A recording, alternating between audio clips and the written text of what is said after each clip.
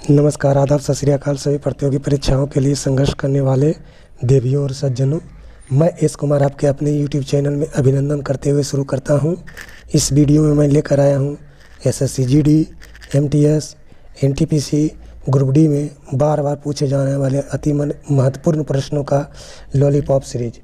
अगर ये प्रश्नों को ध्यानपूर्वक पढ़ लिया जाए तो आपके सभी परीक्षाओं के लिए मददगार साबित होंगे। तो ये रहा पहला प्रश्न। प्रथम पंचवर्षीय योजना 1951-56 ईस्वी का मुख्य लक्ष्य किससे संबंधित है? कृषि एवं सिंचाई से। प्रथम पंचवर्षीय योजना का मुख्य लक्ष्य किससे संबंधित है? कृषि एवं सिंचाई से। फ्लू किसके कारण होता है? वायरस के कारण। भारत छोड़ो आंदोलन कब प्रारंभ हुआ? 8 अगस्त 1942 ईस्वी को। भारत छोड़ो आंदोलन कब प्रारंभ हुआ? 8 अगस्त 1942 ईस्वी को। नोबेल पुरस्कार कब से आरंभ हुआ था? 1901 ईस्वी। नोबेल पुरस्कार कब से आरंभ हुआ था? 1901 ईस्वी से। मधुशाला के रचयिता कौन थे? हरिवंश राय बच्चन। मधुशाला के रचयिता कौन थे? हरिवंश राय बच्चन। भारत के सबसे ऊंचा दरवाज़ा कौन सा है? बुलंद दरवाज़ा। भारत का सबसे ऊंचा दरवाज़ा कौन सा है? बुलंद दरवाज़ा। प्रकाश संश्लेषण में हरा पौधा किस गैस को छोड़ते हैं? ऑक्सीजन को। प्रकाश संश्लेषण में हरा पौधे किस गैस को छोड़ते हैं? ऑक्सीजन को। मुक्त रूप से निलंबित चुंबकीय सुई किस दिशा में टिकती है? उत्तर दक्षिण दिशा में। मुक्त रूप से निलंबित चुंबकीय सुई किस दिशा में टिकती है? उत्तर दक्षिण दिशा। थीन बांध किस नदी पर स्थित है? रावी नदी पर। थीन बांध किस नदी पर स्थित है? रावी नदी पर। इसरो का पूर्ण रूप क्या होगा? Indian space research organisation. ISRO का पूर्ण रूप क्या होगा? Indian space research organisation. Diabetes बीमारी किस अंग को प्रभावित करती है? पेंक्रियाज को। डायबिटीज बीमारी किस अंग को प्रभावित करती है? पेंक्रियाज को।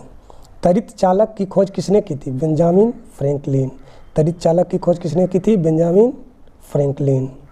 दाचीग्राम अभयारण्य किस राज्य में स्थित है? जम्मू कश्मीर में। दाचीग्राम अभयारण्य किस राज्य में स्थित है? जम्मू कश्मीर में। वियना यानी किस नदी के किनारे स्थित है? डेन्यू नदी के किनारे। वियना किस नदी के किनारे स्थित है? डेन्यू नदी के किनारे। तपेदित रोग किस सूक्ष्म जीव से होता है?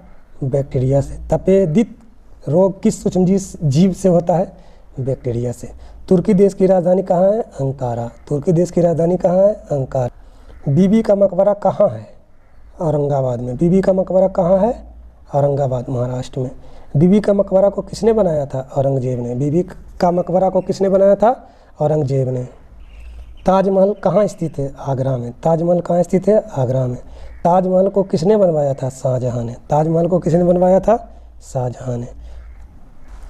विश्व जल दिवस कब मनाया जाता है? 22 मार्च को। विश्व जल दिवस कब मनाया जाता है? 22 मार्च को। विश्व पृथ्वी दिवस कब मनाया जाता है? 22 अप्रैल को। विश्व पृथ्वी दिवस कब मनाया जाता है? 22 अप्रैल को। पहियों द्वारा तय की गई दूरी किससे मापा जाता है? ओडोमीटर से।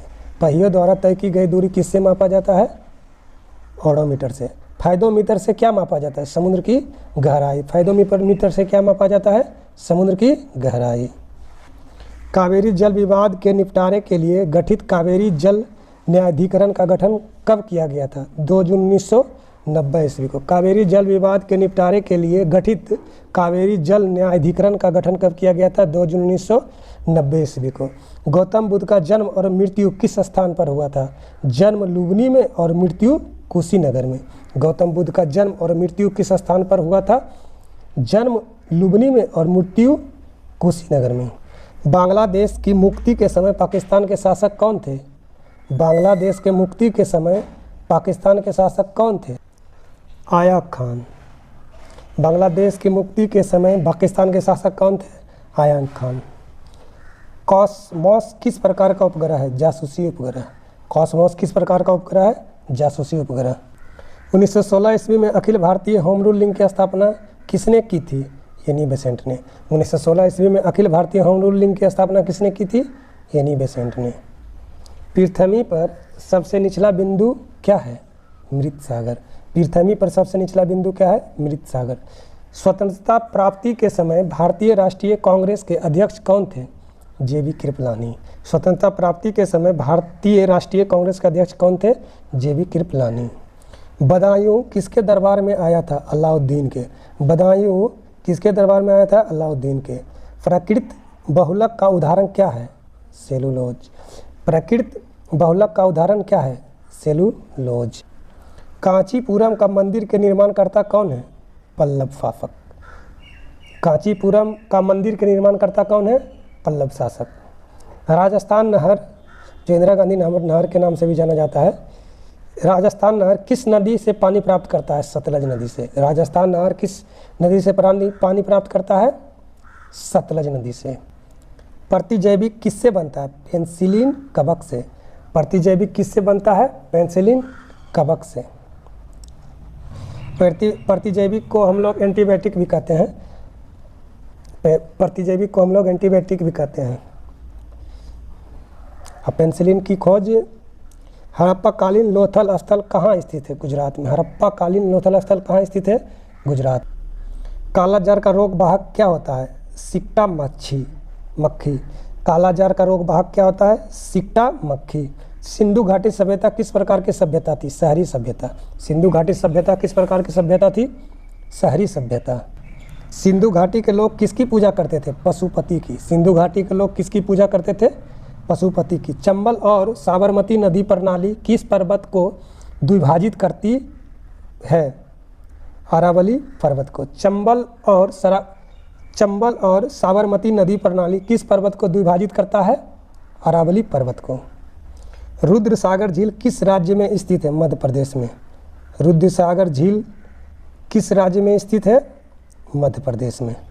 यदि दो तत्वों की परमाणु संख्या समान किंतु द्रव्यमान संख्या भिन्न भिन्न हो तो वे क्या कहलाता है? समस्थानिक, यानी आइसोटोप। यदि दो तत्वों की परमाणु संख्या समान किंतु द्रव्यमान संख्या भिन्न भिन्न हो वे क्या कहलाता है? समस्थानिक या आइसोटोप। स्पेन का राष्ट्रीय खेल क्या है? सांड का युद्ध। स्पेन का राष्ट्रीय खेल क्या है? सांड का युद्ध। गुरुमुखी लिपि किसके द्वारा विकसित किया गया था? गुरु अंगद के द्वारा। गुरुमुखी लिपि किसके द्वारा विकसित किया गया था? गुरु अंगद के द्वारा। कौन सा विटामिन जल में विलय है? विटामिन ए तथा बी। कौन सा विटामिन जल में विलय है? विटामिन ए तथा बी। बंगाल विभाजन कब हुआ था? 1905 ईस्वी में। बंगाल विभाजन कब हुआ था? 1905 ईस्वी में। बंगाल विभाजन के समय वायसराय कौन थे? Lord Curzon.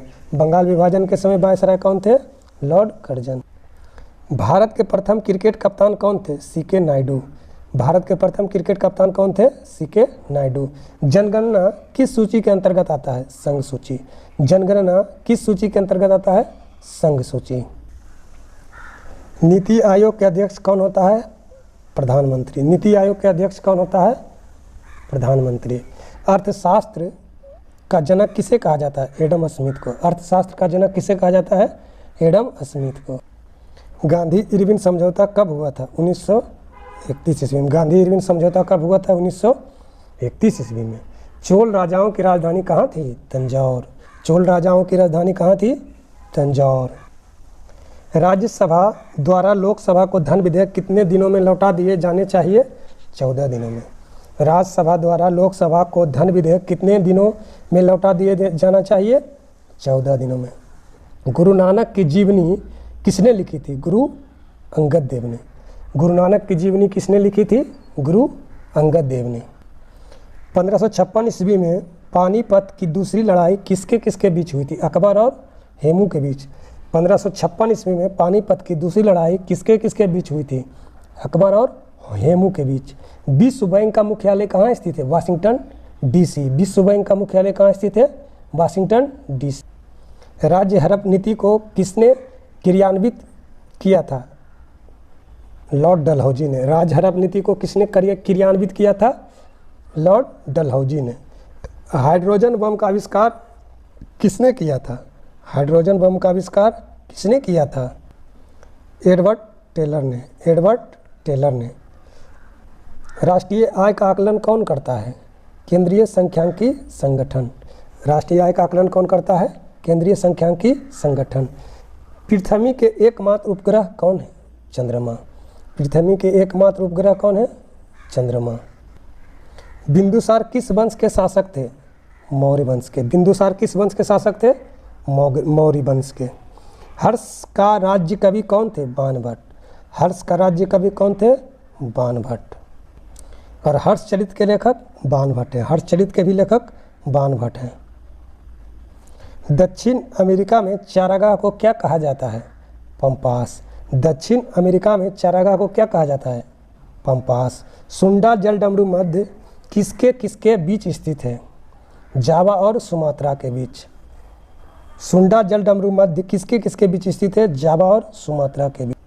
आर्थिक अपक्षय सिद्धांत के प्रतिपादक कौन थे? दादाभाई नौरोजी। आर्थिक अपक्षय सिद्धांत के प्रतिपादक कौन थे? दादाभाई नौरोजी।